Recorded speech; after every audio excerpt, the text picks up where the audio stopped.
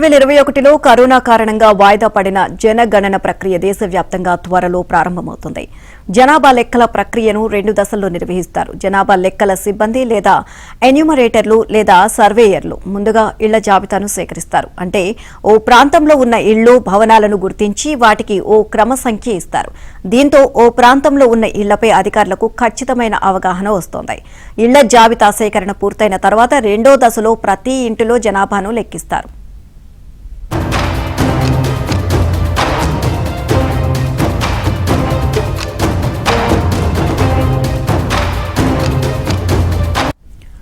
ఇళ్ల జాబితా సేకరణలో భాగంగా సర్వేయర్లు ఇంటింటికి వెళ్లి 33 ప్రశ్నలకు సమాధానాలు సేకరిస్తారు.